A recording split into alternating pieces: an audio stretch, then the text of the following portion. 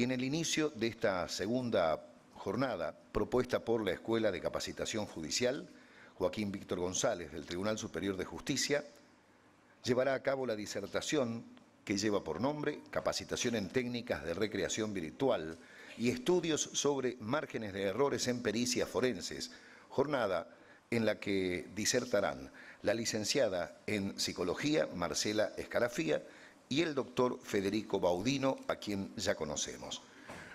En la presente disertación se van a tratar los temas: estudios sobre márgenes de errores en pericias forenses, redacción de conclusiones periciales, certeza versus probabilidades, sesgos de confirmación que vulneran la imparcialidad del perito. Ahí está. El psicodiagnóstico clínico jurídico es un corte transversal en la vida de un sujeto. Lo tomamos hoy, aquí y ahora al sujeto, ¿sí? Si bien no es un estudio longitudinal, es transversal. Lo tomamos en este momento al sujeto. Vamos a ver una anamnesis, vamos a evaluarlo desde una anamnesis, vamos a ver toda su historia, pero lo tomamos acá, ¿sí? Desde su nacimiento hasta hoy. ¿Quién es este sujeto? ¿Cómo se constituyó este sujeto? Desde que nació hasta hoy.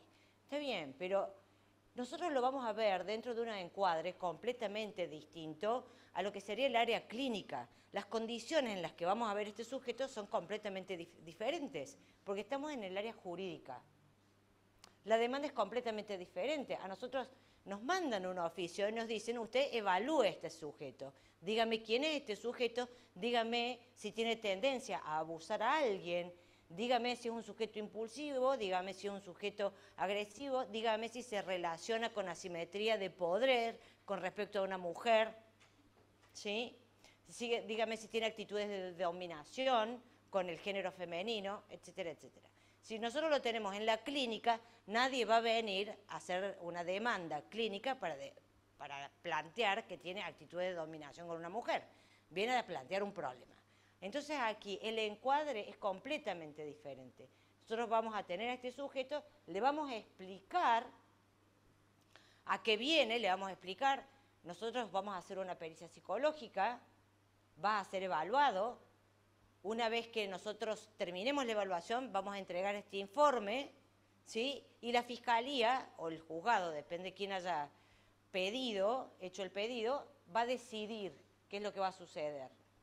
Y también le preguntamos, y yo no sé si ustedes lo hacen a eso, si desea someterse o no a la pericia, si va a colaborar. No sé si acá los psicólogos lo hacen. ¿Sí? Bien, se le pregunta si va a colaborar. Tiene el derecho de abstenerse. Algunos de los peritados saben y otros no. Está de moda en Córdoba que los imputados acusados de abuso sexual, todos se abstienen de colaborar. ¿Sí? Sobre todo con la acusación, cuando la acusación es muy grave. ¿Sí? O cuando están hasta acá de pruebas. Entonces todos se abstienen.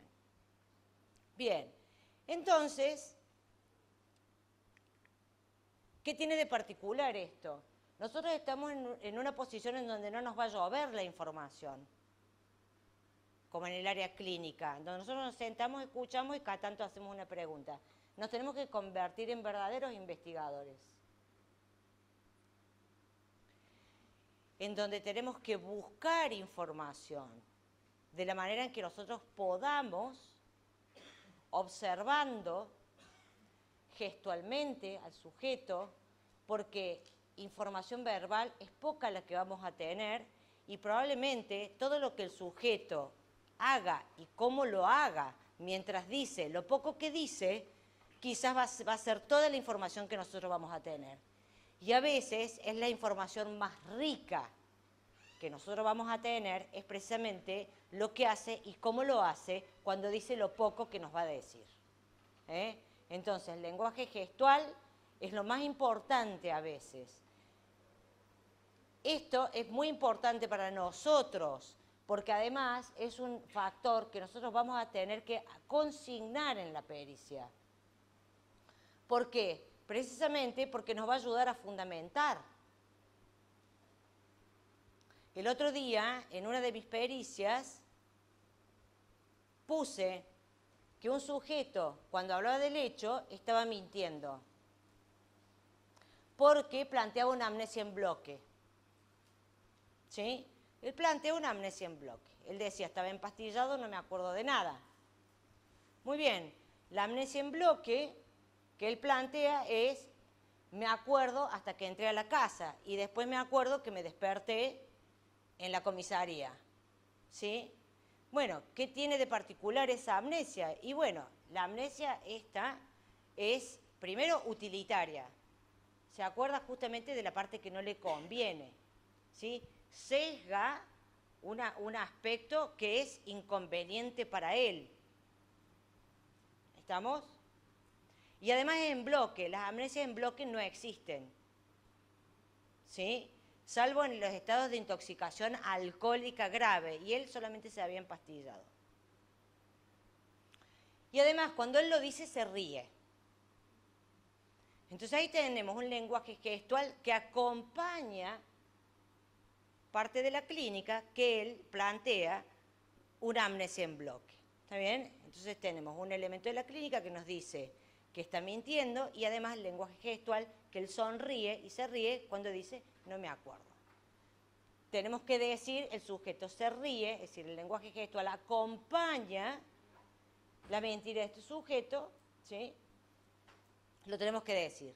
La observación fenomenológica nos va a ayudar para eso. Y tenemos que plantear también si hay coherencia interna o no entre lo que el sujeto dice y entre lo que el sujeto hace.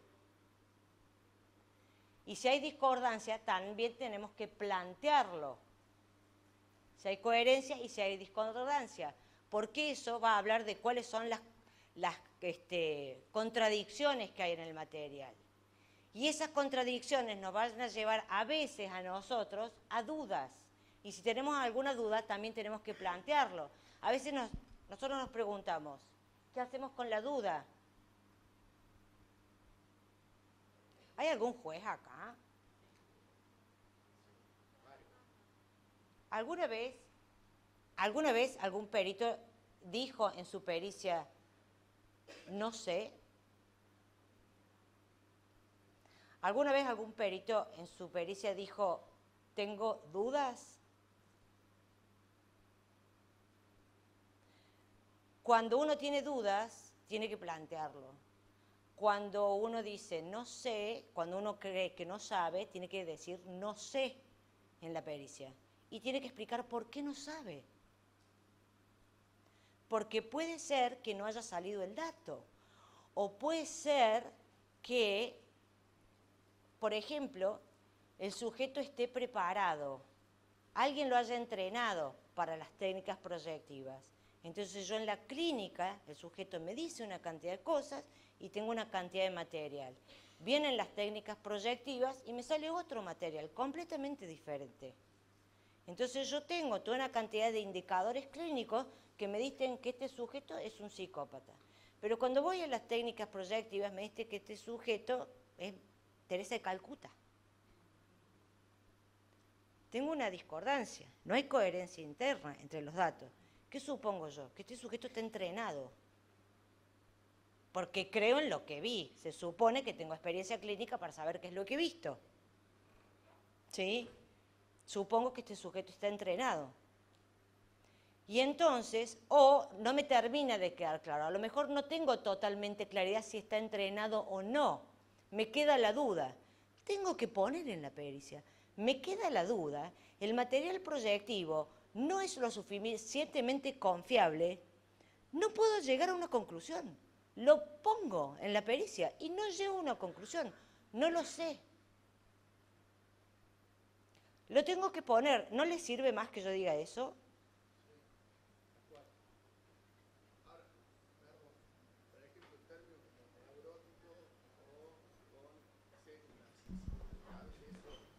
Se dispone así nomás y no se explica. No sé qué quiere decir eso. Bueno, pero a veces surge una pericia. Sí, yo estoy de acuerdo con usted. Si van a poner un término técnico, lo tengo que explicar. Es decir, nosotros trabajamos para lo jurídico. Tenemos que tener en claro para quién trabajamos. Yo no voy a hacer un informe para mi colega. voy a hacer un informe para un juez, para un fiscal, para un magistrado. Trabajamos para ellos, no trabajamos para nuestro narcisismo, ¿sí? Entonces, no tenemos que congraciarnos con nuestro espejo. De manera tal de que si vamos a usar, puede ser divino nuestro informe, y pueden enamorarme de mi informe, pero no me sirve de nada si el juez no lo entiende. Al juez, yo puedo decir que alguien es narcisista, pero al juez no le interesa, ¿sabe qué piensa el juez? ¿Y a mí qué me importa? ¿O no? O en el contexto del hecho, si neurótico es algo bueno o malo, no Claro, sé. ¿qué sabe? ¿Qué es? Bien. Entonces, lo que él quiere saber es cómo piensa, cómo siente y cómo funciona un neurótico. Uno puede poner un término técnico, pero explíquenlo. El otro día hice un informe, fíjense, les doy un ejemplo. Hice un informe, un sujeto que mató a una mujer, la descuartizó y se la comió. Muy interesante el caso. Muy interesante. Se hizo 5 docenas de empanadas. No, son 5 kilos de... ¿Cuántas docenas de empanadas salen con 5 kilos de carne? 10. Bueno.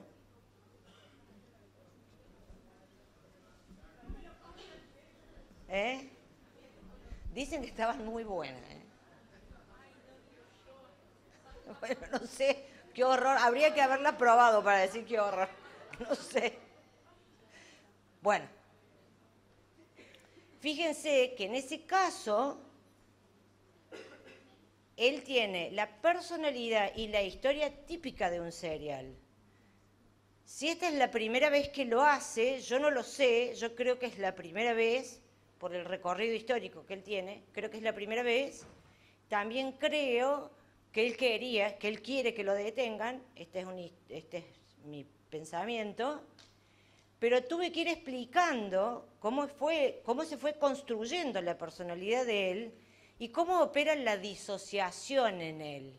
Anda a explicarle a un juez cómo opera la disociación en alguien y cómo se configuran los estados del yo en una persona. Sin embargo, después que terminé la pericia, que es bastante larga, fui y hablé con la fiscal y le di la pericia y le dije, léela, ¿la entendiste? Y me dijo, clarísima, entendí todo. ¿Saben a quién le doy las pericias yo, mis pericias? Cuando tengo dudas para que me las lea, a mi empleada doméstica. Si mi empleada doméstica entiende mis pericias, Ana, ¿qué entendió de la pericia? Que este está en el horno, me dice. Si mi empleada doméstica entiende la pericia está clara. Es muy inteligente mi empleada doméstica, les aviso. Es más viva que yo. Bien. La pericia tiene que ser muy clara. Ustedes pueden usar términos técnicos, pero tienen que explicar el término técnico. ¿Es un narcisista? Sí, muy bien, es un narcisista. Es un esquizoide. Bueno, divino. ¿Pero qué quiere decir? ¿Cómo piensa? ¿Cómo siente? ¿Cómo se comporta un esquizoide? Es más, ¿cómo influyó eso en este hecho? Porque eso es lo que quieren saber ustedes. ¿Cómo influyó eso en este hecho? ¿O cómo influyó el hecho en esa personalidad con esas características? En el caso de ser una víctima. Bien. ¿Cierto que es para aquel lado? Ahí está. Bien. Nosotros, supuestamente, el perito está dotado de un saber especial. Y supuestamente por ese saber especial llegamos a conclusiones significativas. Porque si no, llamarían al verdulero. Pero nos llaman a nosotros. ¿Está bien? Y se supone que nosotros tenemos que conocer la clínica, la psicopatología y la ley para llegar a conclusiones significativas. Y la pregunta que yo me hago es si eso es suficiente para ser un buen perito. Y quiero que ustedes me digan qué les parece, qué opinan. La clínica, la psicopatología y la ley. La ley porque estoy inserto en el Poder Judicial. Ahí trabajo. Entonces lo mínimo que tengo que conocer es la ley. ¿Sí? No les voy a decir que toda la ley, pero mínimamente parte de la ley, o por lo menos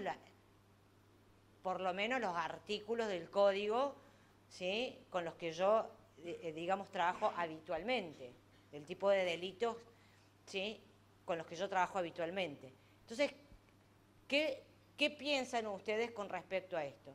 ¿Me hace falta algo más? ¿Necesito algo más? ¿Está bien con eso? No sé qué piensan ustedes. ¿Con eso me alcanza?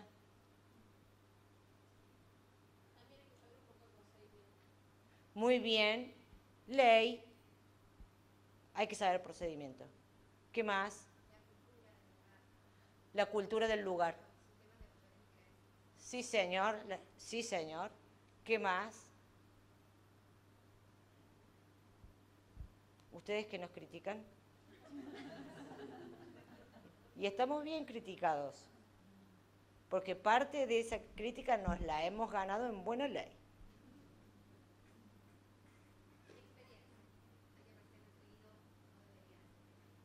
Muy bien, experiencia.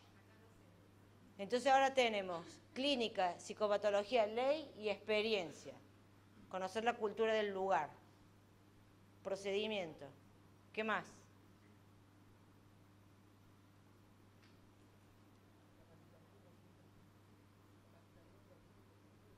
Capacitación constante. Muy bien, porque vos podés tener mucha experiencia, pero si no sabes nada. Muy bien. Actitud y criterio. Porque vos podés conocer la ley, podés tener capacitación, podés tener formación, podés conocer la cultura, podés conocer el código, podés conocer todo. Pero si vos no tenés honestidad profesional, ¿sí?, si vos no tenés humildad de lo que sabés y de lo que no sabés, si vos sos un prejuicioso, ¿sí?, y entonces este viejo es un asqueroso y lo va a volver a hacer, yo le voy a poner que comprende, aunque se había hecho encima por la intoxicación alcohólica que tenía. Yo le voy a poner que comprende, porque es un viejo asqueroso y lo va a volver a hacer. Yo con mi firma decido destinos, pero si yo tengo prejuicios, pero si yo no tengo criterios, pero si yo no tengo actitud, yo hago desastres. No importa cuánta capacitación tenga, ¿sí?, no importa cuánto conocimiento tenga, no importa cuánta psicopatología sepa. La actitud y el criterio es fundamental en un profesional. Y no estoy hablando solamente del psicólogo, estoy hablando de todos los profesionales que trabajamos en la justicia, de todos. Nadie se salva de un prejuicio acá adentro, ¿eh? Todos tenemos prejuicios. Los veo todos los días, en todos los niveles, ¿sí? Yo he escuchado decir, este es un viejo sucio y lo va a volver a hacer. Firmeza en algunas decisiones. ¿Cuántos acá han sido presionados por un juez que tiene criterio formado? Nadie quiere levantar la mano.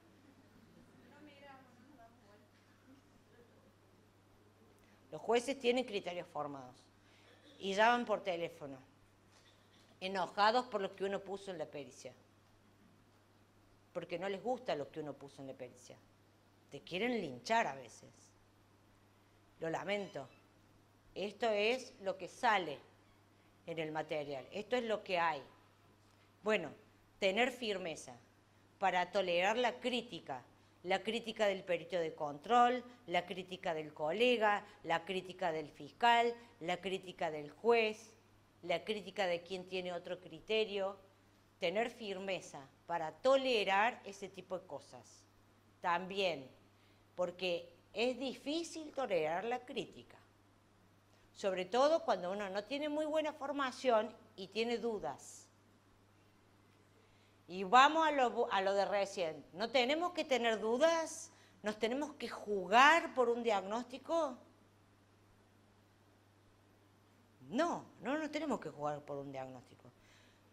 ¿Podemos tener dudas? Sí, podemos tener dudas. Y cuando tenemos dudas, ¿la tenemos que plantear? Sí, la tenemos que plantear.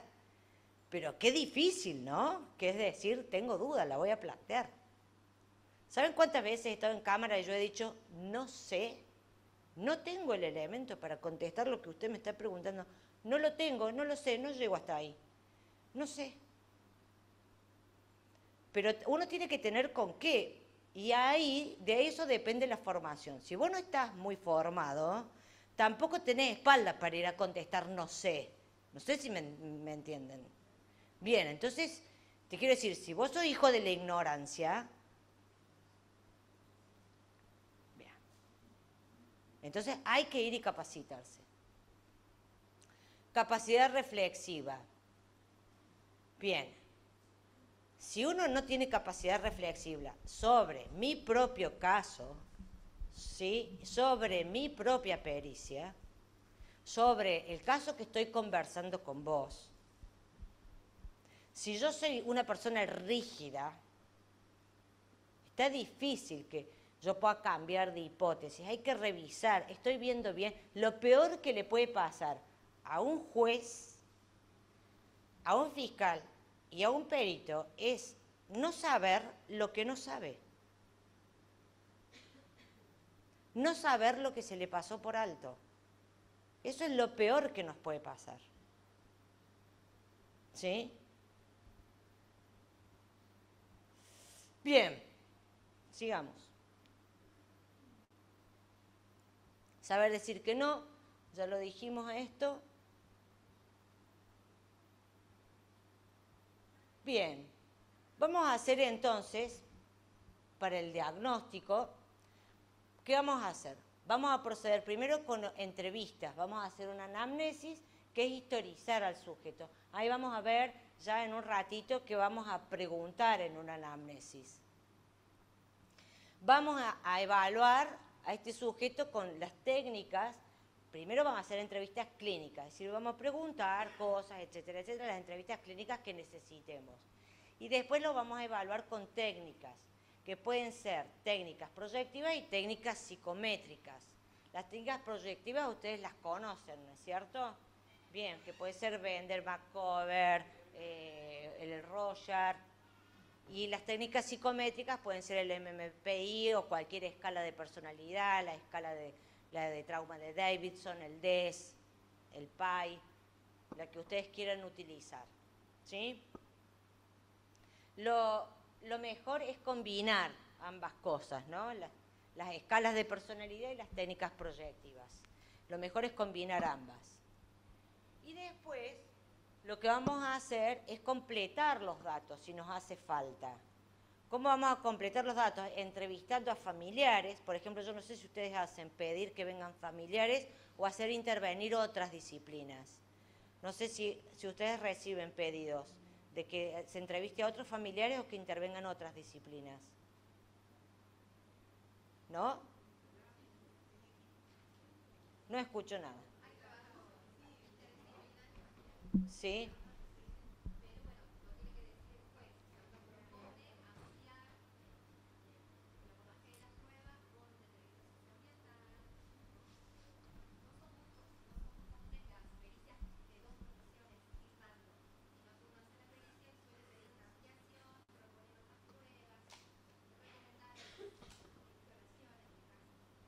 Bien, perfecto. Y la pregunta es leer el expediente. ¿Leer el expediente ustedes? ¿Qué opinan ustedes de que el perito lea el expediente?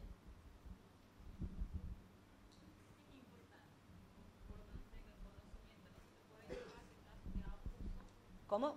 Por ahí pasa en casos de abuso que no tienen por ahí, no tienen conocimiento del expediente o del hecho en sí y supongamos hay un acceso carnal y el perito informa sobre, o sea, en el caso más de las cámaras GESEL, cuando se indaga, es como que no tienen conocimiento de todo el hecho, entonces ponen fragmentado o no coincide con el resto.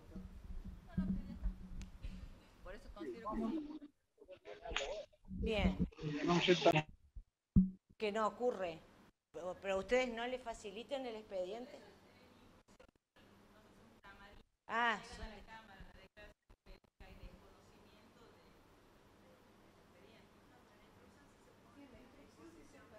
se pone a disposición. Ah, no se interiorizan demasiado. Está bien. O sea que para ustedes sí es importante que los lean. Sí. Bien. Sí. El perito debe leer el expediente. El perito debe leer el expediente. El tema es cuándo. Porque a veces en algunos casos conviene leer el expediente después para no sesgar algunas de nuestras intervenciones y en otros casos conviene leerlo antes para ir bien preparados a la pericia. Pero el perito en una u otra caso debe leer el expediente y saber hasta qué foja estuvo su intervención. Porque después el expediente sigue, digamos, ¿no? Antes que vos des el veredicto final, ¿me puedo dar mi opinión? No, a mí me parece que es un error que el perito lea el expediente, porque el perito que lee un expediente de una manera parcializada, es decir, que básicamente en la lectura del expediente está todo lo que es la intimación del hecho, la prueba, la valoración que hace la fiscalía, el perito ya va a estar sesgado en qué prueba está valorando la fiscalía y va a decir, bueno, entonces hay muchísima prueba de que es un abusador sexual, que es un pervertido, que abusó que es reincidente, que ya tiene varios antecedentes similares. Entonces, cuando vaya a hacer la entrevista, va a estar completamente parcializado. Entonces, se recomienda, de acuerdo a lo que yo he leído, que el fiscal no le consulta al perito cómo tendría que pedir los puntos periciales, sino a otro experto que le diga cómo lo tendría que pedir. ¿Y qué prueba necesita el perito para trabajar el caso? Entonces, separar esa prueba, dársela al perito, pero que no vea la intimación de la fiscalía ni la valoración de la prueba de la prisión preventiva para no sesgarse. Entonces, y en el eventual caso que tengan que estudiar toda la causa, el fiscal estaría obligado a dar una versión de los hechos de la defensa para que el perito tenga las dos partes. Es un tema muy extremadamente delicado, pero nosotros ya hemos visto entrevistas en el cual el perito, el psicólogo oficial, la primera pregunta que le hace al imputado, ¿no te da vergüenza haber hecho eso? Es la primera pregunta que le hacen. ¿Por qué? Porque ya están completamente sesgados y parcializados por haber valorado toda la prueba de un solo lado. Entonces es un tema delicado también, que se discute mucho en el mundo forense y jurídico. Bien. Cuando... Hola. Hola. Entiendo que la preocupación sea el sesgo del perito, pero cuando un perito hace una lectura del expediente, no hace una lectura ingenua del expediente, sobre todo cuando actúa de oficio. En eso disiento. Me parece que el perito debe conocer. El tema es cuándo, en qué momento, ¿sí? Para no, justamente prevenir algunos efectos de sesgos, porque algunas pruebas, sobre todo pruebas fotográficas, algunas cuestiones son impactantes, impactan el psiquismo del perito también, es una persona. Pero yo en este caso disiento. Yo creo que el colega tiene que conocer el expediente antes de emitir su informe. Yo no digo que no lo tenga que conocer, sino que no tiene que acceder a todo el expediente, sino tiene que acceder a la parte que es necesaria para su pericia, justamente para evitar los sesgos. Hay estudios del FBI que hicieron una publicación en un informe del año 2016 que se llama Estudio PECAST, que les hacen trampa a los peritos, le ponen información para sesgarlo e información objetiva, y los resultados son preocupantes, ¿sí? Son preocupantes porque los márgenes de error se van incrementando mientras más sesgos hay. Incluso, bueno, después si tengo un tiempo voy a contar algunas experiencias que hicieron los norteamericanos justamente para ver cómo se incrementan los márgenes de errores en porcentajes dramáticos mientras más sesgos hay. Y hay varias recomendaciones justamente sobre eso, pero bueno, por supuesto que todas las opiniones son válidas.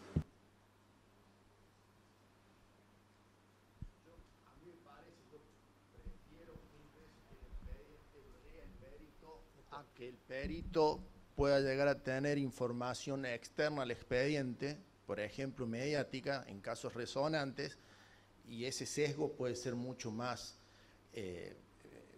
diferente a lo que realmente hay en el expediente. Esta es mi opinión.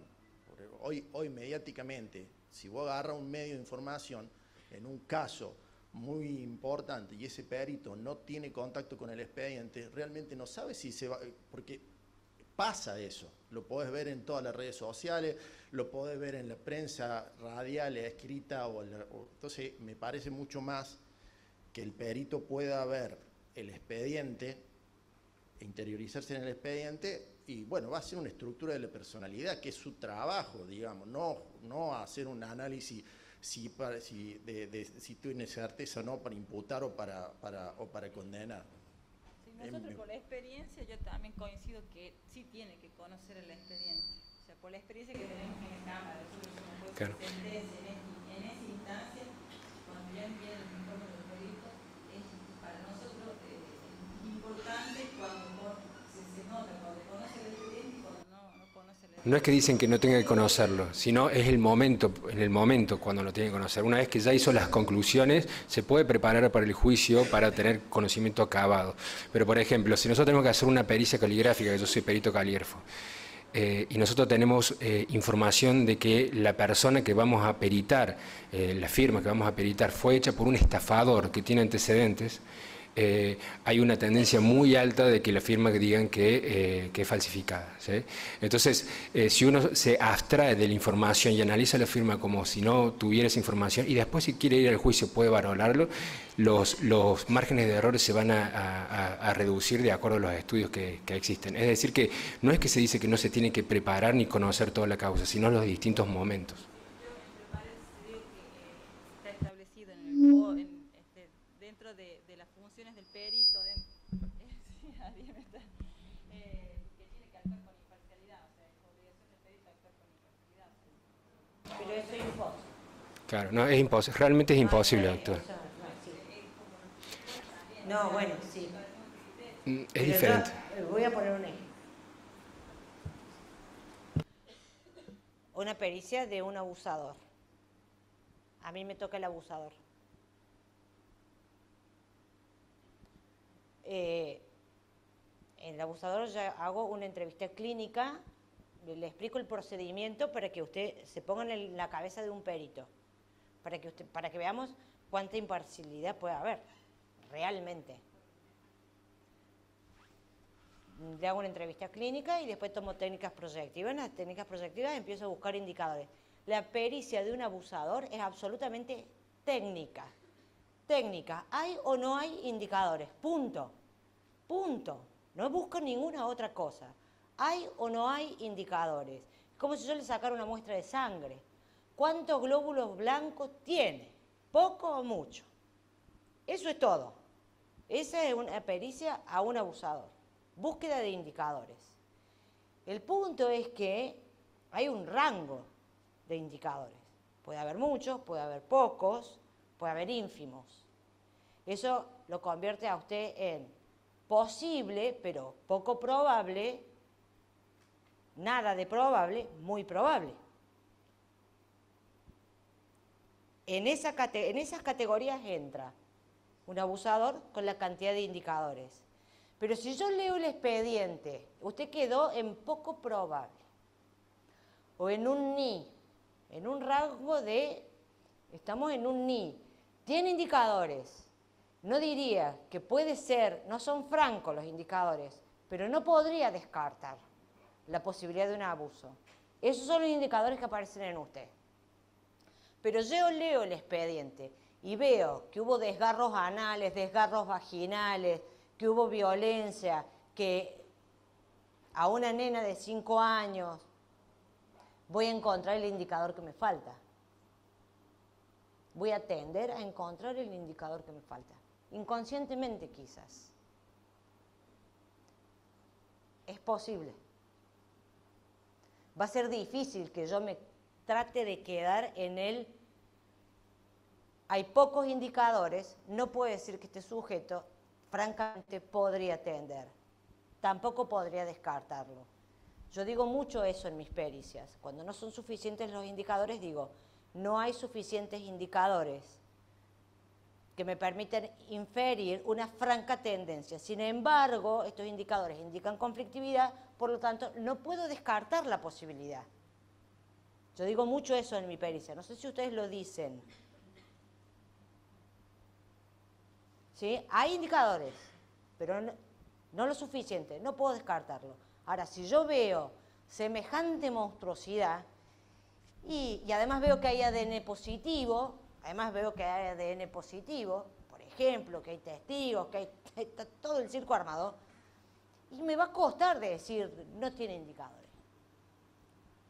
¿Está bien? Y bueno, y eso nos pasa, y eso es algo que somos humanos. Bien, yo no leo los expedientes en abuso sexual. Distinto es si le hago la pericia a un niño. Si le hago la pericia a un niño, sí tengo que leer el expediente. Porque es completamente diferente mi actuación en la pericia a un niño. Ahí sí tengo que leer el expediente. Porque a un niño no me puede dar información. Tengo que entrevistarle a la madre, tengo que saber cuál fue la declaración de la madre, tengo que saber cuál fue la declaración del niño, tengo que saber, tengo que evaluar al niño. En una pericia a un niño sí tengo que leer el expediente, me tengo que munir de toda esa cantidad de datos, no puedo ir a ciegas. Pero en una pericia a un imputado yo no estoy de acuerdo con leer el expediente. En otras pericias de otros casos, creo que sí puedo leer el expediente, pero no necesariamente al principio.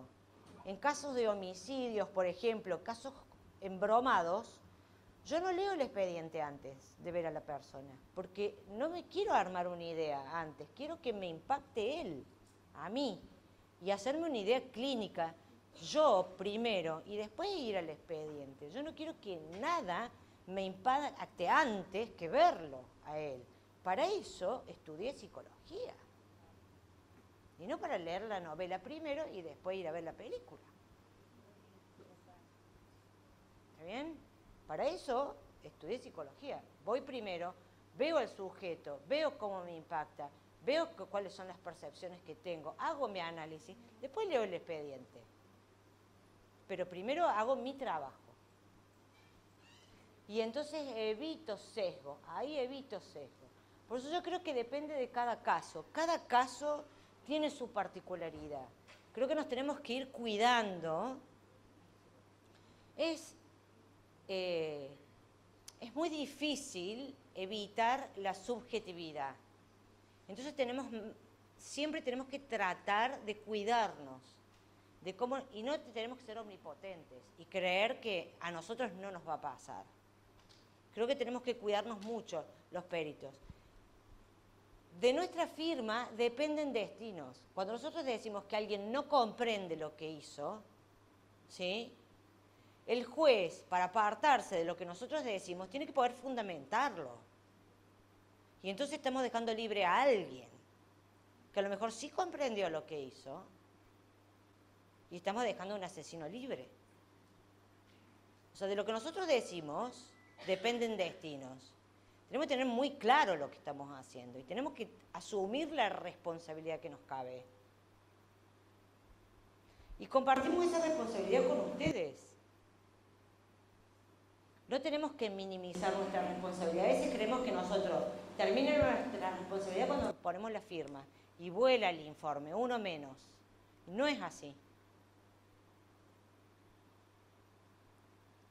Bueno, tenemos entonces varias opiniones diferentes acá. Yo no sé si puedo hacer una pequeña aclaración también para puedo hacer una pequeñísima aclaración sobre esto, porque hay que ponerse en contexto de qué sistema estamos trabajando, ¿no? Acá es un sistema mixto entre inquisitivo y acusatorio. En un sistema acusatorio adversarial puro hay una mirada muy diferente del actuar de los peritos y también del descubrimiento de la verdad. O sea, básicamente se dice, ningún perito dice la verdad de lo que sucedió, sino da versiones en base a sus conocimientos y su experiencia. Entonces, cuando nosotros hablamos de un sistema acusatorio adversarial puro, hablamos que los peritos sí tendrían que leer el expediente, porque está el perito de la Fiscalía y el perito de la Defensa. No existe más el perito imparcial, como está pasando en Cava, como está pasando en México, en Estados Unidos, en España. Entonces, ahora tenemos el perito de la Fiscalía, que está de acuerdo a la teoría del caso de la Fiscalía. Entonces, ese perito es el que va asesorando al fiscal cómo pedir los puntos periciales y el fiscal está con la idea de que esa persona es abusador. Entonces, el perito ya está con otra visión, no es el perito imparcial.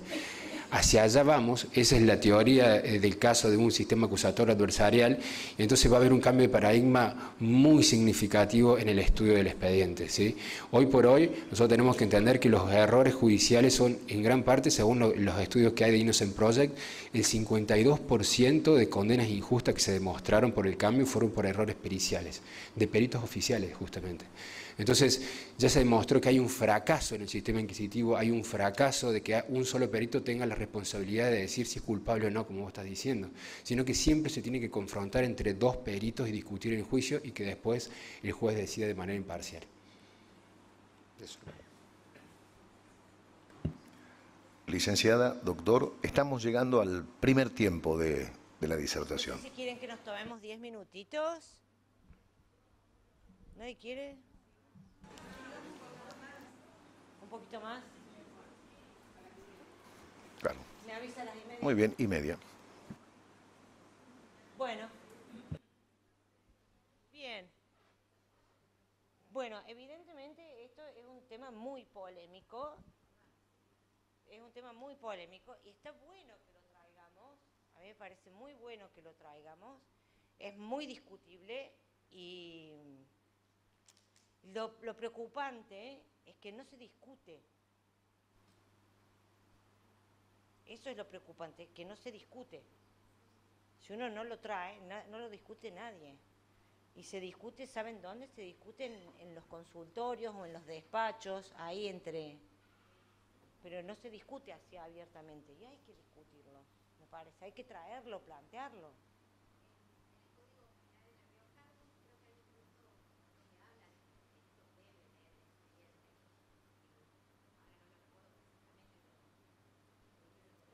Prende el micrófono. El debate es re importante y pertinente porque creo que incluso en el Código Procesal Penal riojano hay un punto donde dice que el perito debe leer el expediente, ¿no? Entonces hay ciertas cuestiones que hay que problematizarlas y, bueno, es controversial, depende del caso por caso. Creo que vos lo dijiste y hay que quedarnos en esa cuestión también. El caso por caso nos indica en qué momento tenemos que ir a leer el expediente. Sí. Bien. Ahora, el informe pericial, ¿no? Ya vamos a ver en un ratito la estructura del informe, con qué lenguaje, como decía el doctor recién, a mí me ponen que es un narcisista y yo qué entiendo. Bueno, ¿qué quiere decir que es un narcisista? También está todo muy lindo, pero... ¿Y los fundamentos? ¿Sí? Si yo pongo esto y esto, pero yo no lo fundamento, ¿qué les pasa a ustedes? ¿Les pasa esto de que por ahí ponen un montón de cosas pero no fundamentan nada? ¿Tienen ese problema?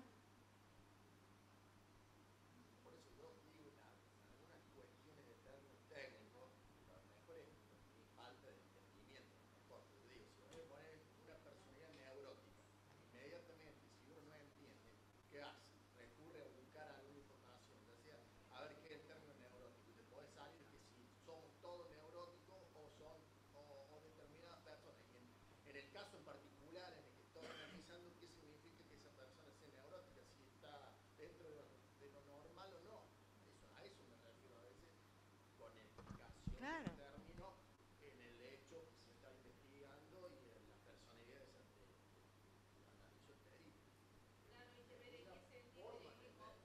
Claro, ¿a qué se refiere? Está perfecto lo que plantea el doctor, sí.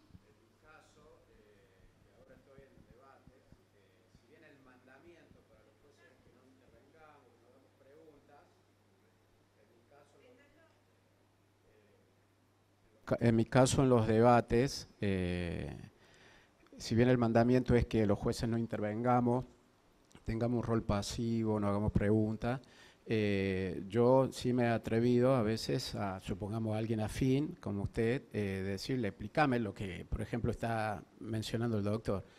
¿Me entendés? Y me parece que sí se puede hacer, porque es aclarar, no es ni para incriminar o desincriminar, sino explícame en un término que yo pueda comprender lo que acabas de expresar o que dijiste o mencionaste en tu dictamen, Claro. supongamos, o conclusión. Claro, me parece adecuado eso y pertinente. Bien, y otra de las cosas que me parece súper importante es fundamentar. Si uno va a decir algo y no lo puede fundamentar, es como si no hubiera dicho nada. ¿Sí? Es decir, ese es un informe para impugnar. Y esa es una pericia para anular. O por Una ejemplo, pericia que no otro está caso fundamentada. sucede cuando dicen, bueno, antes se estilaba de este método, ahora este otro. Entonces, uno ya conoció el anterior método y le dice, bueno, ¿cuál sería la diferencia, digamos? Claro. ¿No? ¿Me entendés? Entonces, yo sí creo y soy pro a la dinámica de que, como juez en este caso, uno tenga la mejor información, porque eso después facilita la resolución. Y además le voy a decir una cosa, doctor.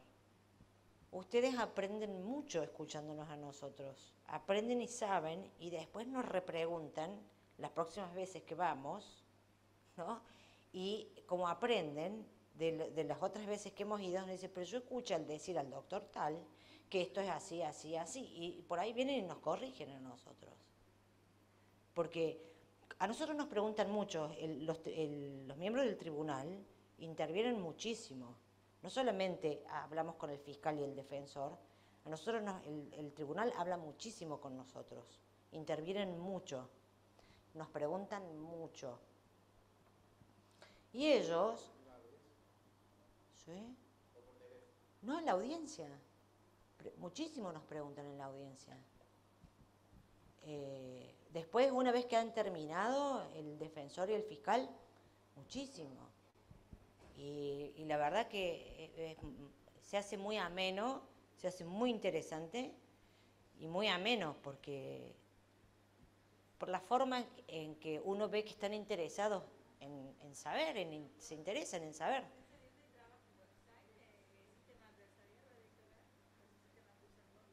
El sistema nuestro es acusatorio, Fede, es acusatorio, en Córdoba.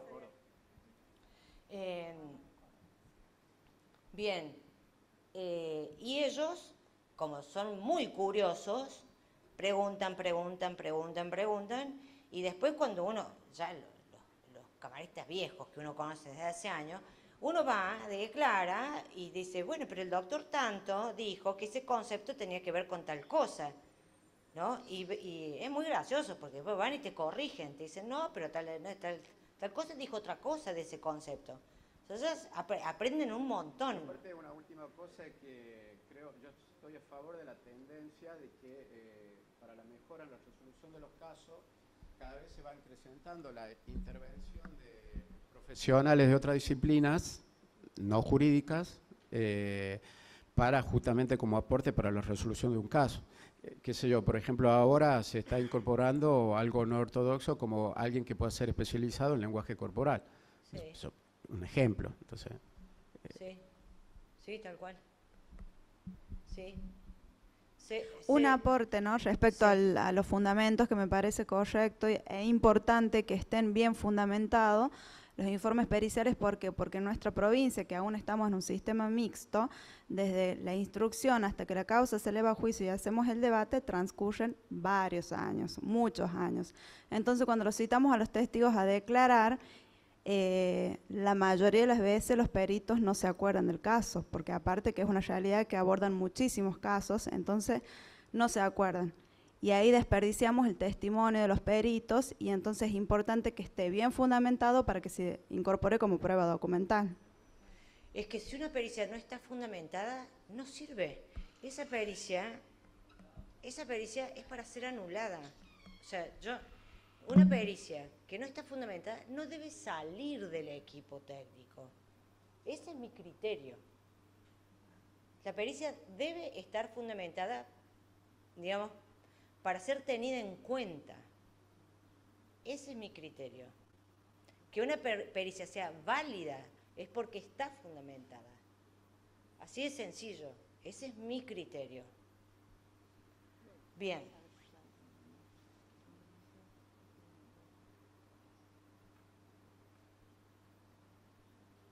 Bien. Bueno, ¿cuáles son los objetivos de nuestra intervención? Esto lo vamos a ver rápido. Primero, nosotros no vamos a juzgar a nadie, eso queda claro respecto del rol del perito. Nosotros vamos a hacer que este sujeto, que nosotros vamos a peritar, se sienta aceptado, que se sienta tenido en cuenta, ¿sí? Y que nosotros vamos a tener una escucha atenta, que no se sienta juzgado.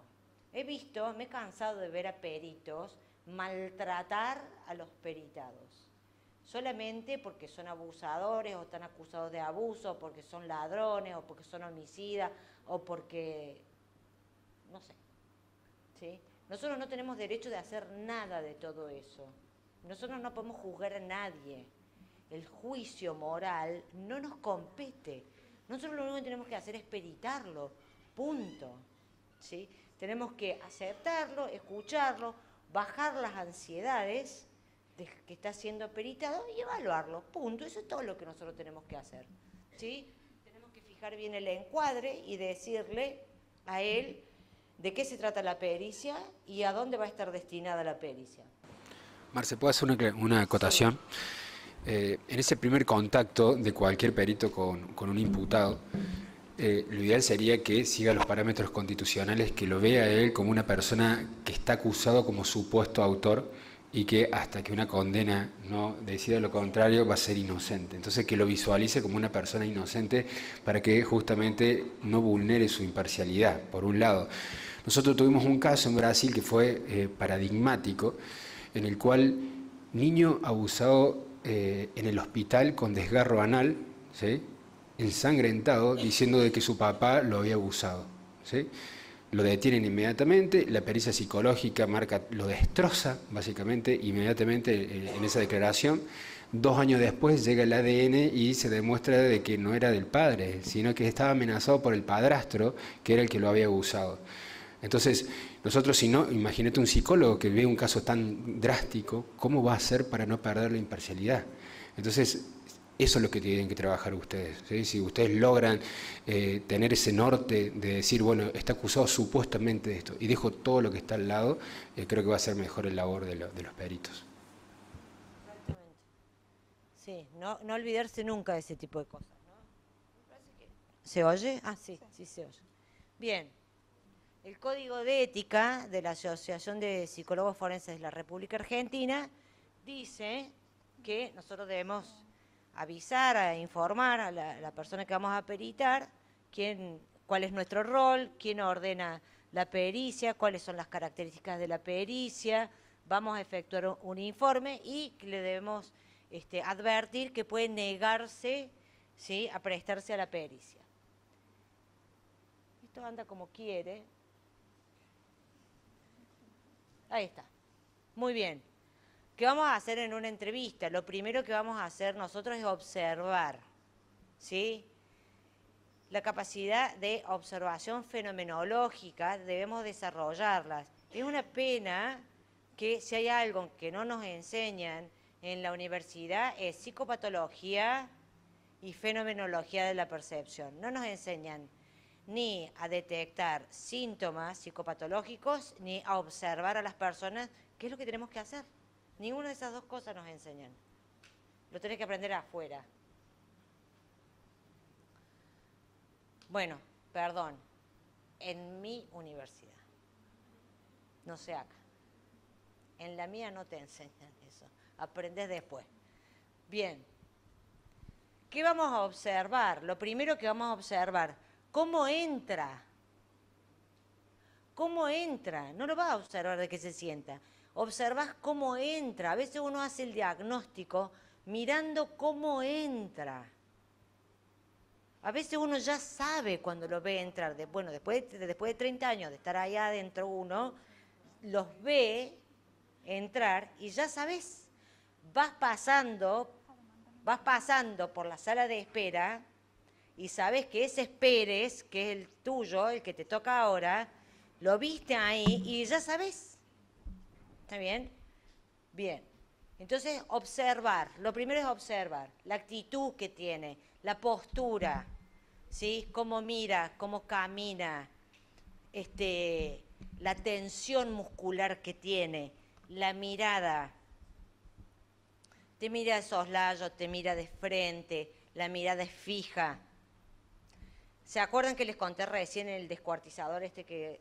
Bueno, cuando lo trajeron al descuartizador, éramos 6 peritos.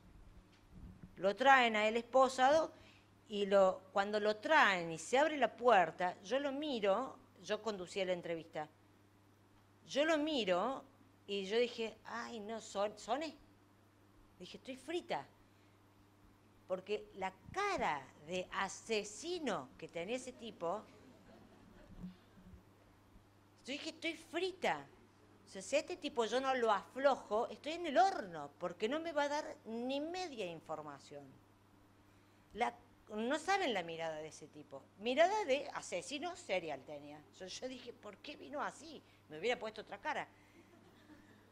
Bueno, lo primero que hice fue preguntarle a qué te dedicas. Y me dijo, soy chef. Por supuesto, le pedí 254 recetas. Hablamos toda la primera entrevista de qué era lo que hizo él y le pedí recetas. Y a partir de ahí, ustedes se ríen, pero me contó cómo mataba animales, me contó cómo torturaba, me contó. A partir de ahí logré que me dijera todo lo que quería. Pero primero le saqué todas las recetas, es decir, primero hubo que ablandarlo. Pero si yo no me aliaba con él, me tuve que... Les quiero decir, viene así, él ya venía con esa actitud, uno tiene que aliarse, digamos. Bien, entonces observa, pero ya me dijo todo cuando él venía con esa... Ya me dijo de todo lo que él era capaz cuando entró. El odio, la bronca, el resentimiento estaba en su mirada. Por supuesto que anoté todo antes de empezar a hablar con él, porque él ya traía... La historia venía en la mirada. Fue muy gráfico lo que él traía en la mirada. Y les digo que si ustedes leen la historia de él, mejor dicho, escuchan la historia de él, da mucha pena ese hombre. Es muy triste la historia de ese chico. Bueno, la postura corporal, la entonación de la voz. En la entonación de la voz está el humor de esa persona, el estado de ánimo, el humor habitual de esa persona está en la entonación de la voz. Bien, nos tenemos que preguntar por qué y para qué el sujeto hace todo esto. ¿Qué puede hacer un sujeto que vamos a entrevistar? Y puede ser que se angustie. Pero si este sujeto se angustia, nos tenemos que preguntar, ¿cuándo se angustia? Se angustia cuando nos habla del hecho, se angustia porque está preso, se angustia porque extraña a la mamá, se angustia porque está arrepentido de lo que hizo. ¿Cuándo se angustia? ¿Por qué se angustia? ¿Nos quiere mostrar su angustia? ¿Para qué nos muestra su angustia? ¿Es espontánea su angustia? ¿Nos está manipulando con su angustia? ¿Sí? Todo eso nos tenemos que preguntar nosotros. ¿Por qué y para qué el sujeto hace lo que hace? ¿El sujeto simula o sobresimula? ¿Sí? Está sobresimulando. Estuvo enfermo, por ejemplo, de algo, y ahora sobresimula, ¿sí? O está remitiendo una enfermedad, y ahora exagera los síntomas, porque quiere zafar, a lo mejor quiere parecer que está más enfermo de lo que está, quiere zafar, disimula. Por ejemplo, nosotros tenemos muchos sujetos, nosotros tenemos lo que se llama el centro psicoasistencial, que es como si fuera un neuropsiquiátrico de los que están detenidos. Y muchos no quieren ir a ese neuropsiquiátrico porque no les gusta ir a ese neuropsiquiátrico por las condiciones que tiene ese neuropsiquiátrico. Entonces, los que han comprendido la criminalidad del acto, pero están descompensados psiquiátricamente, van al centro psicoasistencial, CPA se llama.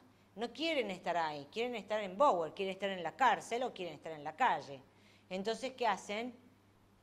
Disimulan. Se hacen pasar por sanitos. ¿Por qué no quieren ir al CPA, por ejemplo? Entonces uno tiene que estar muy atento a detectar, ¿sí?, semiológicamente qué tienen, porque a lo mejor son sujetos que se pueden llegar a colgar, porque tienen ideación suicida, y están disimulando su ideación suicida. Resulta ser que después uno los manda a Bower, los manda a la cárcel y son los que se cuelgan en la cárcel. y después uno tiene la culpa porque dijo que no tenían nada. ¿Está? Entonces el sujeto está asustado. Y nos van a mostrar el susto, o no, o van a disimular el susto. Bueno, todo esto uno va a ir viendo qué hace el sujeto, por qué lo hace, para qué lo hace, nos muestra, no nos muestra, para qué nos muestra. Ay, gracias, mi amor. Bueno, ¿qué vamos a hacer con todo este material?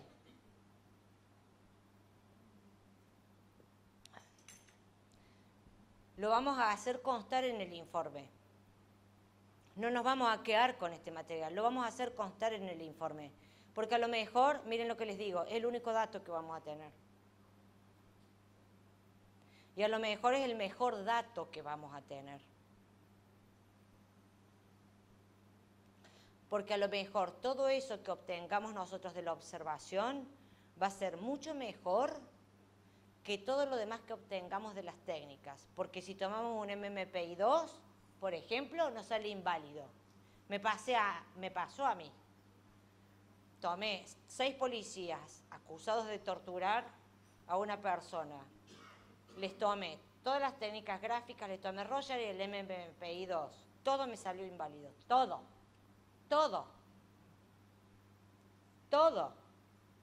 Conocían todos los tests. Todos estaban entrenados. Y el MMPI me salió inválido. Contestaron al azar todas las respuestas del MMPI 2.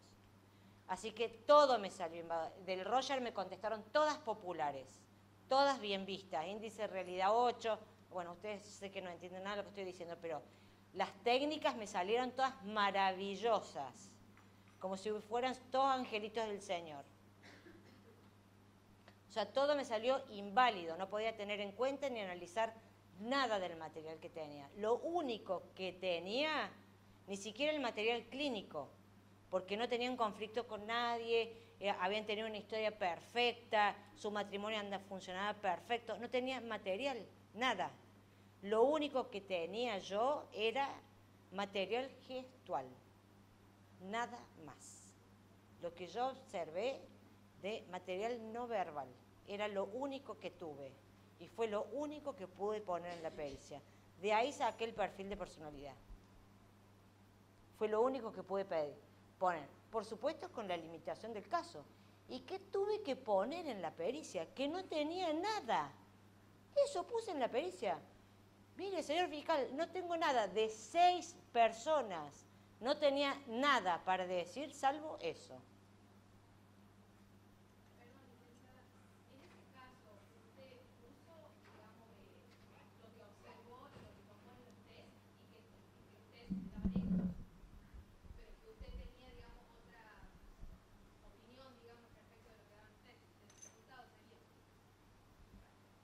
Puse en cada uno de ellos, por supuesto que algo se filtra. O sea, si vos sos un buen testeador, en el Roger vos vas a pedir adicionales, los hartás adicionales. ¿Está bien? Yo los harto adicionales. Mírala así, examen de límites, tomo examen de límites. ¿Está bien? Algo vas a sacar, aunque sea, como te dicen, lo que te dicen que no ven. Hasta ahí tenés información. De ahí fui sacando información. Algún adicional me dieron. Y por algún lado algo se filtra. Digamos, pero es mínima la información que te dan. Y de ahí fui sacando algunos elementos, pero de ahí fui sacando algo de la personalidad. Pero lo que vos querés para construir un perfil de personalidad, ¿sabés qué hice con la frustración? Bueno, es frustrante, realmente, 6 personas. Bueno, ¿y qué puse? ¿Qué puse? Que los datos que pude obtener solamente fueron estos, por este y este motivo. Eso fue lo que puse en la pericia. Fue increíble, nunca me había pasado. Y no fue hace mucho, fue el año pasado. Increíble, re bien preparados los tipos. Quisiera saber, pagaría para saber quién los preparó.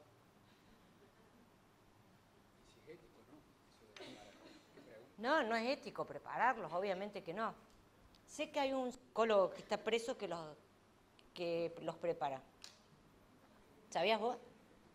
Hay un psicólogo que está preso que los prepara. Y cobra bien. Y cobra. Todos hacen negocio, che. Todos hacen negocio. No sé si es buen negocio estar en la cárcel para cobrar, pero... Y te digo la verdad, le está yendo requete bien el tipo, ¿eh? Bien. Entonces, todos esos hallazgos hay que poner. Por eso, en ese caso, ¿qué puedo decirle yo al señor fiscal? Es poco lo que puedo decirle, señor fiscal. Porque además, cada uno había tenido una participación distinta. Uno fue el que lo llevó, el otro fue el que le abrió la puerta, 3 fueron los que le pegaron. 2 fueron los que miraron. 1 le había pegado en la calle. Es decir, cada uno tenía una personalidad diferente para poder ejecutar lo que ejecutó. Si vos podés hacer una buena evaluación, te sale eso en el material. Te sale hasta dónde llega cada uno. No tenían nada. Bueno, no tenía nada. Eso fue lo que puse.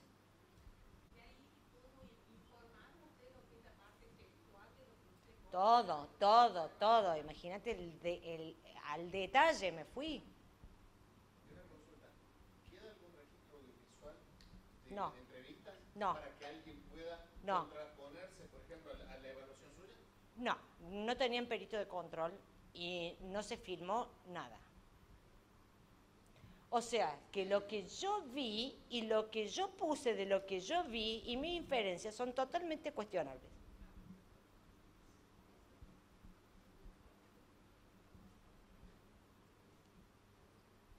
Está mal, para mí todas las pericias deberían ser filmadas. Porque tiene que haber alguien, ¿sí?, que el día de mañana, ¿qué es lo que pasa con las cámaras Gesell? Todas las cámaras Gesell son filmadas. Y las pericias también deberían ser filmadas. Porque alguien tiene que poder controlar qué se hace en una pericia. Y no son filmadas. Y saber si la interpretación que tiene el profesional ante ese caso particular... Claro, es la correcta. Por supuesto, tiene que haber un contralor ahí. Tarde, temprano, en el momento, cuando sea.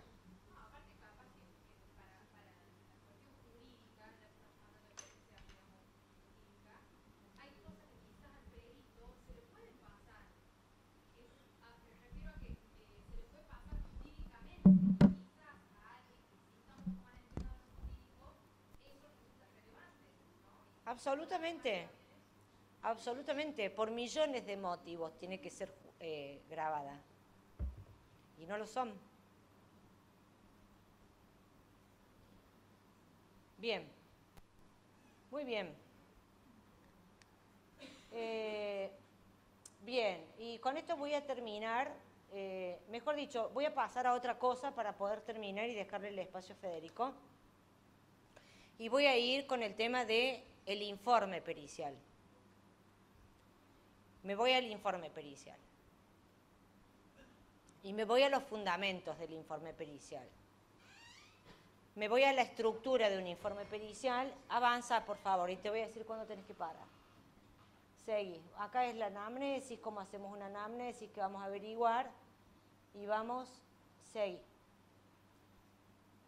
Seguí. Ahí. Yo esto es lo que pongo en un informe pericial.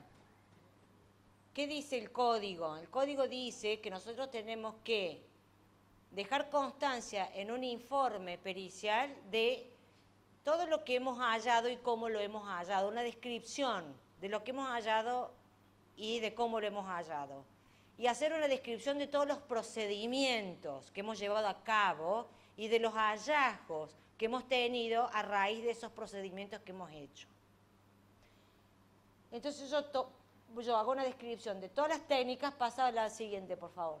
De todas las técnicas que yo he tomado, ¿ven? De todas las técnicas que yo he tomado, seguí, por favor. Y después pongo los datos o indicadores obtenidos en las entrevistas clínicas de la Administración de Técnicas Proyectivas que se consignen más abajo, serán seguidos de una abreviatura que identifica cada test a saber. Bueno, ¿ven? ¿Qué quiere decir eso? Cada vez que yo diga una característica de personalidad de alguien, digo de dónde la saqué. La saqué de acá, la saqué de la clínica, la saqué de este test. Yo cuando te estoy describiendo esto de esta persona, yo obtuve este hallazgo de acá. Eso es parte de la fundamentación. No estoy inventando, no es no es que me pareció a mí. Eso es parte de la fundamentación. Eso me obliga a mí a hablar desde mi ciencia, no desde mi parecer. No puedo poner nada, eso que le permite a otro profesional venir, ver mi informe, ver las técnicas que yo administré, las técnicas evaluativas que yo administré y decir, a ver si es verdad que en esta técnica se ve eso que usted puso acá. Esa es parte de la forma en que uno tiene que fundamentar un informe. ¿Sí? Así tu informe no es discutible. Así debe hacerse un informe. Por lo menos así se los recomiendo. Así dice el código. No puedo después, las conclusiones son una síntesis de todo el desarrollo que hice, contesto en las conclusiones los puntos de pericia, ¿sí? Y en las conclusiones no puedo incorporar nada que no haya sido puesto en el desarrollo. Ningún concepto nuevo puedo introducir en las conclusiones. Nada que no haya... La conclusión decanta sola. Las conclusiones son una mala película. ¿Vieron? Ustedes saben cómo son las malas películas. Empieza la película, tienen la primera escena de la película, ustedes ya saben quién es el asesino, ¿o no? Bueno, así debe ser un informe pericial. Uno plantea desde el primer renglón, ya va planteando lo que va a quedar al final. Decanta sola la conclusión, uno ya sabe cuando termina el desarrollo del informe lo que va en la conclusión. El magistrado no tiene por qué encontrarse con algo nuevo en la conclusión. No tiene por qué sorprenderse con un dato nuevo. La conclusión tiene que caer por sí misma. Así se hace un informe pericial. ¿Sí? Y tiene que ser tan claro el desarrollo, que a lo mejor ni le hace falta, o tan clara también la conclusión, que quizás ni le hace falta ir al desarrollo. Va por pura curiosidad el desarrollo. ¿Sí? Pero el desarrollo tiene que ser claro y como un cuento. Además, les recomiendo esto, tiene que ser atractivo. Porque a veces son tan aburridas las pericias, chicos, ni yo las quiero leer. Y a veces me han llamado a mí para preguntarme a algunos magistrados qué está diciendo este perito acá. Y yo he tenido que decir, no sé, no entiendo lo que dice este perito. Le juro, llámelo al perito porque yo no entiendo lo que dice. El gran otro, no sé qué, no entiendo lo que dicen. Entonces, traten de bajar la terminología técnica y si van a usar terminología técnica, por favor, explíquenla. Solamente hagan este ejercicio, compónganse esto. Si van a poner un término técnico, tradúzcanlo en ¿qué significa eso en? ¿Cómo siente? ¿Cómo piensa? ¿Y cómo actúa una persona que tiene esa característica? Punto. Todo el mundo va a entender. Todo el mundo va a entender. De malos informes devienen los peores errores en la justicia. De malos informes devienen los peores errores en la justicia. Esa es mi experiencia. Nosotros, en lugar de esclarecerlo al juez, lo inducimos a error cuando nosotros trabajamos mal, porque somos confusos, porque sesgamos información y arribamos a conclusiones erróneas. Tenemos mucha responsabilidad, tenemos que ser conscientes de nuestra responsabilidad, no minimizar nuestra responsabilidad. Nuestra firma, ¿sí?, define destinos. Tenemos que hacernos cargo de eso. Bueno, por eso por hoy. Gracias. Lo dejo a...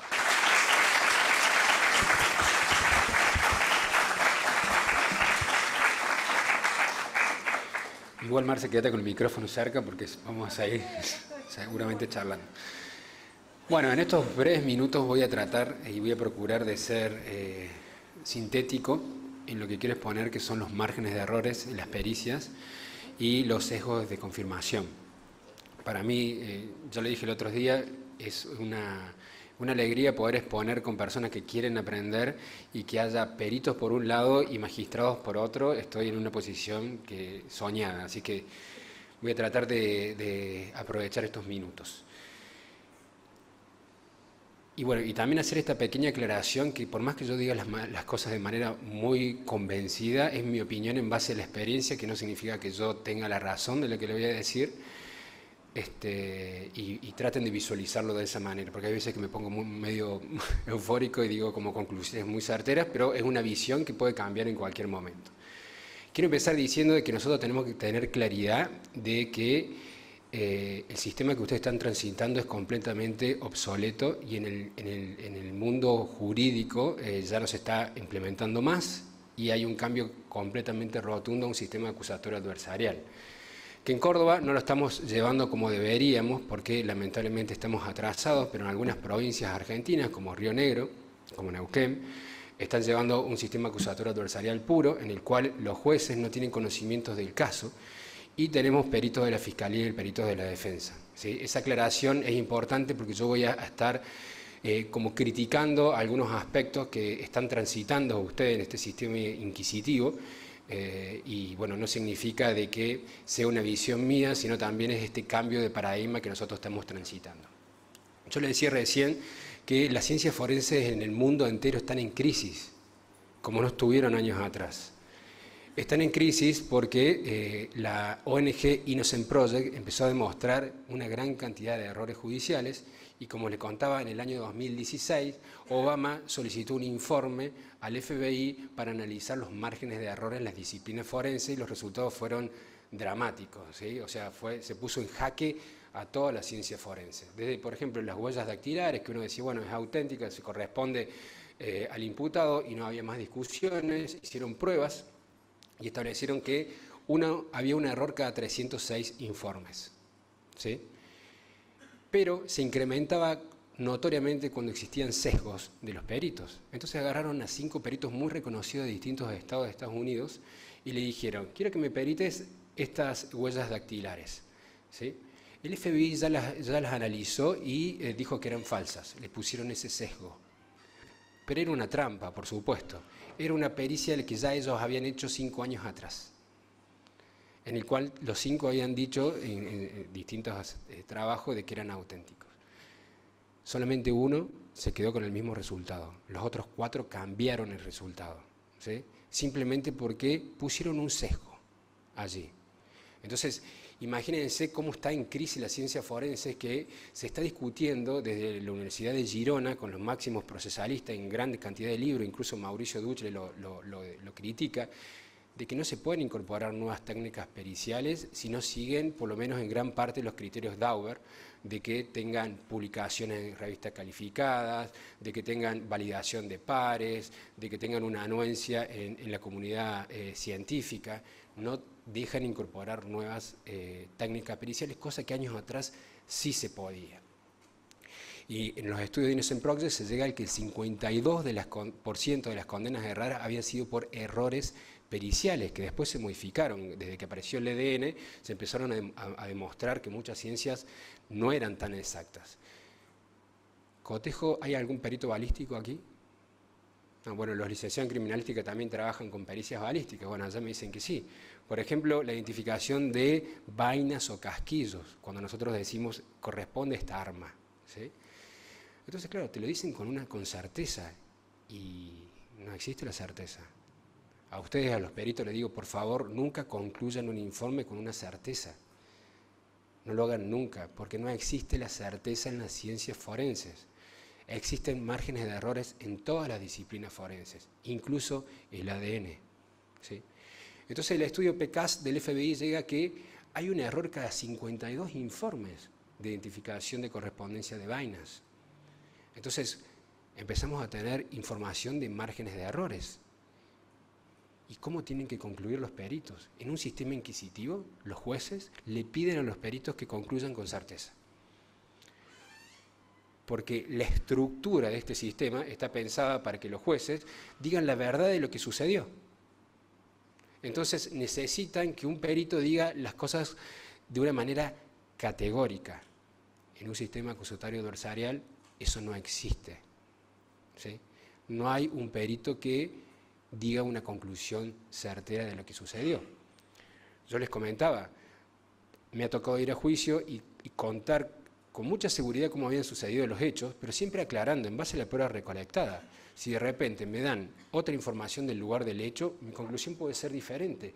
Y yo me estoy basando de conclusiones de peritos.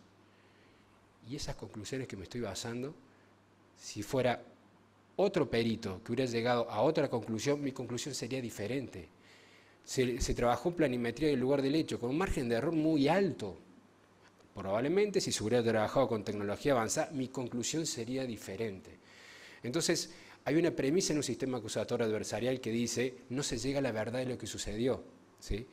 Se llega a la verdad en base a las capacidades de las partes, cómo van a litigar y cómo van a incorporar la prueba. Entonces, hay un cambio muy grande de paradigma. Comparaciones microscópicas de cabello. El FBI estableció que hay un 90% de margen de error. Desde ese informe no se trabaja más con ese sistema de comparación, que teóricamente era una ciencia y había un método científico. Las mordeduras, ¿sí? A las víctimas. El margen de error fue tan grande, ustedes habrán visto que hay documentales de Netflix, ¿se lo han visto?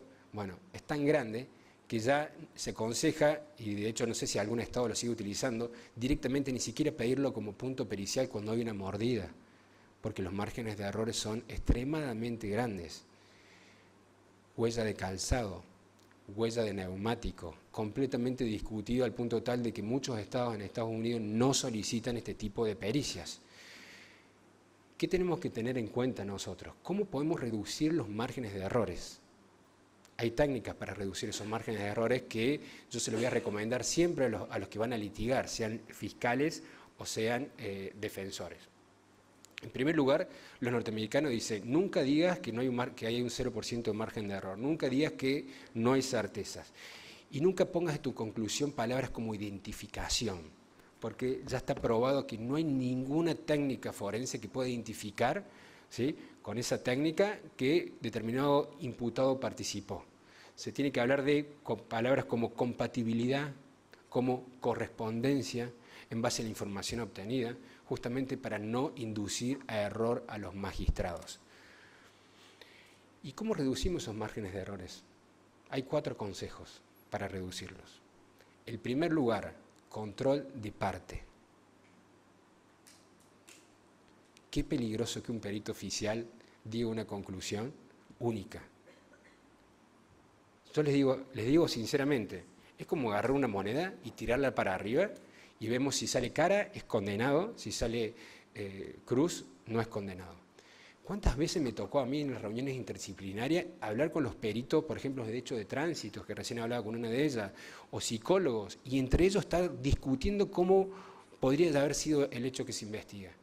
Es decir, que yo decía, claro, si me toca a vos como perito, me decís son 80 kilómetros por hora. Si me toca a vos como perito, son 120 kilómetros por hora. Si me toca a vos como perito, hay credibilidad en los dichos de la víctima. Si me toca no, es poco creíble. Es tirar una moneda, ¿no? qué perito nos va a tocar. Entonces, para reducir estos márgenes de errores se va a recomendar siempre que haya controversia entre las partes, que se discuta al máximo las dos versiones de los hechos para tratar de que el juez no se tenga que dejar llevar por una sola mirada, para reducir estos márgenes de errores y evitar condenas injustas. Otro punto que se recomienda: los peritos no tienen que trabajar más solos, sobre todo cuando estamos haciendo reconstrucciones conceptuales de un hecho histórico desde el punto de vista técnico. Eso es lo antes.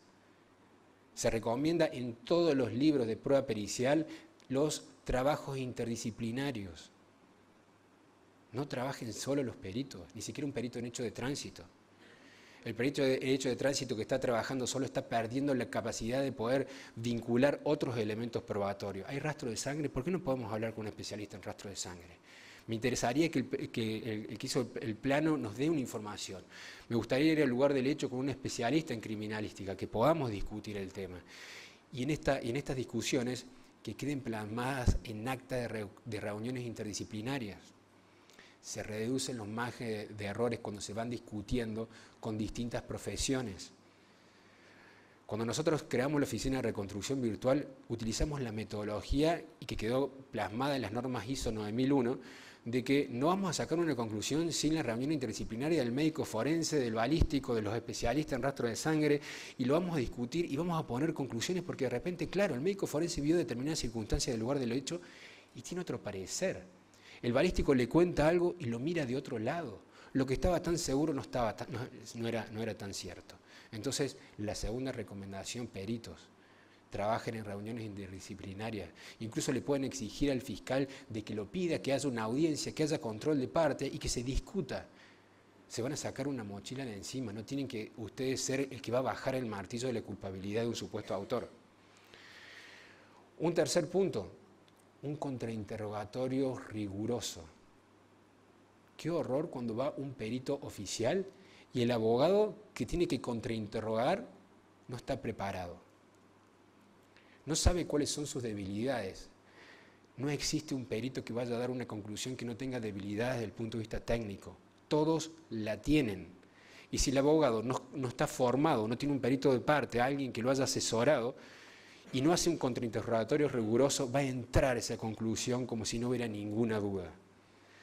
Entonces, otro punto para reducir el margen de error es abogados, abogadas muy capacitados en contrainterrogar a los peritos oficiales. Y el cuarto punto, ¿sí? Esto lo hemos visto también en los libros de prueba pericial, el careo de los peritos en vivo. ¿Sí? Estuvimos trabajando en el caso de Tucumán, que terminaron los peritos y el último fue el perito oficial, que terminó diciendo algo que el perito de parte quería discutirlo porque estaba agregando algo nuevo y nunca se lo pudo discutir. Se cerró la prueba, se bajó el martillo. Y ahora están desesperados tratando de hacer la información de que lo que había agregado él se puede discutir por esto porque está claro de que no era así. ¿Qué fue? Sí. No, quería agregar, no sé si me oyen, sí, me oyen. Que ahora cuando nos llaman a audiencia a declarar, nos llaman a todos los peritos juntos, a los peritos oficiales, al perito de la defensa y al perito de la querella. Estamos, a veces somos 6 o 7 ahí declarando a todos juntos. Nos llaman por un lado a un perito, por otro, estamos todos juntos ahí. ¿Y considerás que es positivo?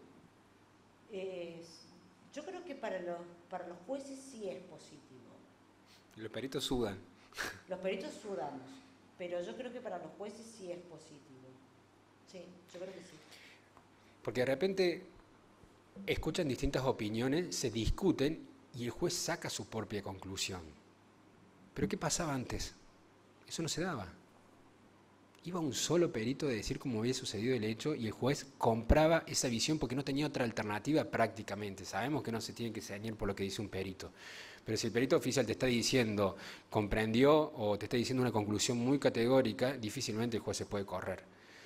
Entonces, ¿qué fue lo que pasaba antes? Los márgenes de errores eran altos. Son altos cuando nosotros no estamos utilizando estas 4 técnicas para ir reduciéndolos un poco. porque tenemos que tener claro, los márgenes de error en las conclusiones periciales, depende la técnica pericial, es muy alto. Yo les contaba que estoy muy entretenido con este tema, estoy investigando, estoy escribiendo, estoy publicando, estoy hablando con distintos especialistas. Mauricio Duch es uno de los que va a estar ahora el 11 de mayo en una conferencia que vamos a discutir en vivo algunos temas de nuevas técnicas. Y yo le quiero preguntar a Mauricio, pero ¿por qué estás criticando las nuevas técnicas periciales y no se ponen a criticar más las que existen? Yo como perito calígrafo, nosotros cuando vemos, 3 te dicen que la firma es auténtica y 2 te dicen que no son auténticas y te bajan el martillo por una estafa. Los niveles de margen de error son muy altos. Hubo una tesis de Lucía Bord que habló sobre los márgenes de error que está recientemente publicada, me la mandaron, de las pericias caligráficas. Hicieron pruebas. Muchos peritos, sin saber el resultado, empezaron a ver los distintos márgenes de errores y empezaron a analizar qué tipo, falsificación con imitación servil, sin modelo les vistas, distintos tipos de falsificaciones. Hay algunas falsificaciones que tienen más del 50% de margen de error según esa tesis. Y yo cuando leí la tesis le decía, y si está en fotocopia, seguro aumenta. Y si tenés pocas firmas indubitadas, seguro aumenta. Y todo eso no se está discutiendo. Entonces, qué peligro que vaya un solo perito sin contrainterrogatorio a decir cómo sucedieron los hechos. Por favor, eso tiene que dejar de suceder. Yo cuando era perito imparcial, cuando trabajaba en policía judicial y hablaba con catedráticos que tocaban el tema de la pérdida de la imparcialidad, yo le decía, lo miraba a los ojos y le decía, ¿vos te crees que yo voy a querer condenar a un inocente? ¿Vos te crees que yo voy a decir algo más allá de lo que me parece? Porque yo me consideraba imparcial. Tuve que renunciar al Poder Judicial para darme cuenta que estaba completamente equivocado. ¿Pero por qué estaba equivocado si yo era perito imparcial? Porque yo perdía mi imparcialidad cuando el fiscal me llamaba a su despacho, como sigue llamando a los despachos los peritos oficiales, y me decía, Federico, tenemos un caso de homicidio que es terrorífico. Tal día, tal hora sucedió esto, el imputado hizo esto, se escapó por tal lado. ¿Cómo podría pedir los puntos periciales para hacer la reconstrucción? ¿Cómo pido balística? ¿Cómo pido medicina forense? Íbamos con los peritos y discutíamos el tema, pedí estos puntos periciales. Pero si vos querés acreditar también esta alevosía, pedí estos otros. ¿Y mi imparcialidad? ¿Y la defensa? Tuve que renunciar al Poder Judicial para darme cuenta de esto. Y ahora les voy a contar 4 puntos que yo sostengo que son interesantes para no perder la imparcialidad. ¿Sí? Ya finalizando, le quiero comentar lo siguiente. ¿Cuándo perdemos la imparcialidad? Muy bien decían ustedes, cuando hay influencia mediática. ¿Los jueces no pierden imparcialidad con la influencia mediática? Yo no soy juez para decirlo, pero a mí no me gustaría ser juez en el caso de los rugbyers. Definitivamente no me gustaría hacerlo porque o renuncio, ¿sí? O me peleo con todo el mundo, pero sinceramente es difícil llevar la profesión cuando hay presión mediática, cuando hay presión social y peor aún, cuando hay presión política. ¿Ustedes creen que a los peritos no le influye? Yo veía al médico forense de los casos de los rugbyers diciendo, antes de declarar en juicio, que cuando hizo la autopsia de Fernando, se imaginaba que era su hijo. Eso viene en la segunda parte, pero esto es antes de declarar. Y yo decía, ajá, y yo te preguntaría, ¿no lo sentiste en las 526 autopsias que hiciste antes? ¿Por qué en esta? Si sos el perito imparcial. ¿Sí? Si después se demostraba que Fernando era el que inició la pelea, que tenía un cuchillo, que los había amenazado por mensaje X, no, él era la víctima. ¿Sí? ¿Qué pasó ahí? ¿Influencia mediática solamente? No. Influencia por parte de la Fiscalía que lo llama en cualquier momento y empiezan a trabajar en conjunto como si fueran parte de la fiscalía. Y pregunto de vuelta, ¿y la defensa? Que de repente salga llorando y abrace a los padres de Fernando. Estamos diciendo que él quiere perjudicar a imputados, no, pero la pérdida de la imparcialidad es inconsciente porque los sesgos cognitivos son inconscientes, ¿sí? Entonces, hay alguna serie de recomendaciones para tratar de que no nos consuman los sesgos. Y eso está relacionado justamente a que nosotros estamos buscando acercarnos a la verdad de lo que sucedió. No estamos buscando decir la verdad de lo que sucedió. Cuando nosotros sabemos que tenemos márgenes de errores y nos podemos equivocar, empezamos a ser cautos con los sesgos. Recién cuando estaba en el break, una perita licenciada en criminalística o accidentóloga me dijo, está bien lo que dijiste de los psicólogos, que no vean todo el expediente, pero nosotros sí necesitamos leerlo. Y mi respuesta fue, no. ¿Por qué necesitas leer el expediente? Vos necesitas la prueba para trabajar en tu pericia.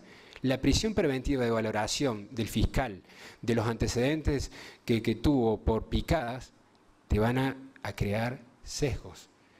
Y ella me dijo, la verdad que eso no lo leo porque no tenemos tiempo, tenemos tanto caso que vamos a eso. Pero tiene que ser una práctica que tienen que charlar los peritos. ¿Yo para qué quiero leer la intimación de los hechos con detalle o la valoración que hizo el fiscal en la pericia psicológica si tengo una pericia accidentológica? Quiero saber qué tanta culpabilidad tenía la persona para que sea más fácil mi informe. Yo cuando quería contratar un perito, inmediatamente me quería consultar de todo el caso para tener la tranquilidad que iban a condenar a un culpable. Y no se trata de eso. Estamos perdiendo la objetividad y estamos perdiendo la imparcialidad cuando nosotros nos interiorizamos de elementos que van más allá de la pericia que tenemos que realizar. Y esto no lo digo yo, lo dicen estudios de publicaciones del FBI con este informe PCAS, que son 208 hojas, en el cual hacen los trabajos de sesgo y hacen algunas de estas recomendaciones, ¿sí? Yo simplemente transmito lo que estuve estudiando. ¿Qué se va a recomendar? Dale, gracias. ¿Qué se va a recomendar?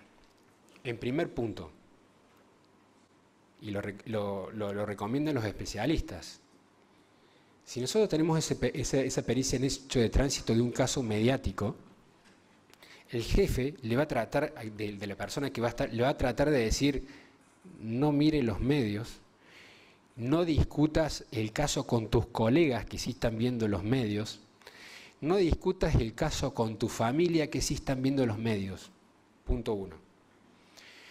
El jefe del perito en hechos de tránsito que va a trabajar ese caso tan mediático de La Rioja, va a hablar con el fiscal y le va a decir al fiscal, quiero leer yo para ver qué puntos periciales le podamos solicitar, para no contaminar al perito oficial que es imparcial.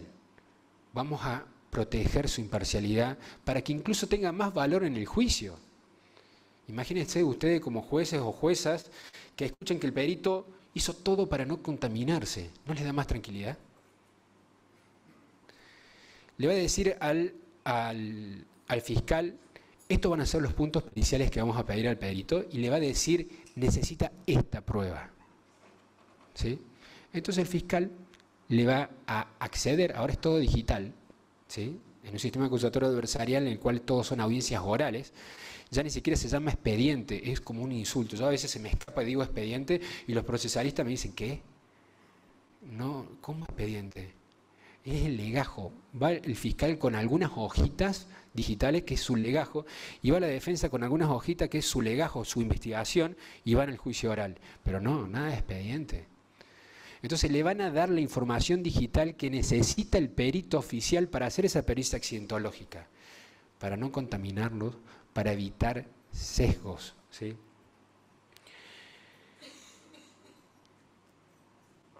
Está la propuesta en todo sistema acusatorio adversarial. Nosotros en Córdoba lo estamos implementando, por suerte. Ahora tenemos peritos de parte de la defensa, ¿sí? Peritos psicólogos de parte, peritos psiquiatras de parte, trabajadores sociales de parte, y tenemos los oficiales. Pero estos peritos de parte empiezan a interactuar con la defensa.